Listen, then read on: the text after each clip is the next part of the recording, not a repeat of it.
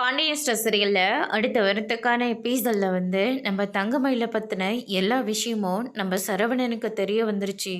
இவ்வளோ ஒரு பொய்யை சொல்லி எதுக்காக இந்த ஒரு கல்யாணம் உங்கள் குடும்பத்தில் இருக்கிறவங்களாம் என்னடி நினச்சிட்ருக்கீங்க?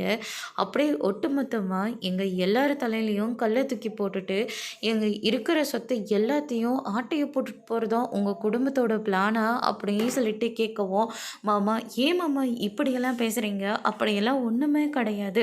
அப்புறம் எதுக்கு இந்த கேவலமான கல்யாணம்னு கேட்குறேன். வாயை திறந்தா பொய் பொய் பொய் மட்டும்தாண்டி உடம்புல ஊறியிருக்கு. இங்கே பாரு, இதுக்கு மேலும் உன்னோட பொய்யை நான் சகிச்சிக்க விரும்பலை. இது வரைக்கும் நான் எங்கள் வீட்டில் சொல்லாமல் எத்தனையோ விஷயத்த நான் மறைச்சிட்டேன். ஆனால் இப்போ இதுக்கு மேலே நான் மறைச்சிட்டு இருந்தேன்னா உன் தப்புக்கு நானும் துணை போகிற மாதிரி இருக்கும். வயசு ஜாஸ்தியாக இருந்தால் கூட பரவாயில்ல, ஆனால் அது உண்மையை சொல்லி கல்யாணம் பண்ணியிருந்துருக்கணும். ஆனால் இப்படி அடுக்கடுக்காக பொய்ய சொல்லியா ஒரு கல்யாணத்தை பண்ணுவீங்க?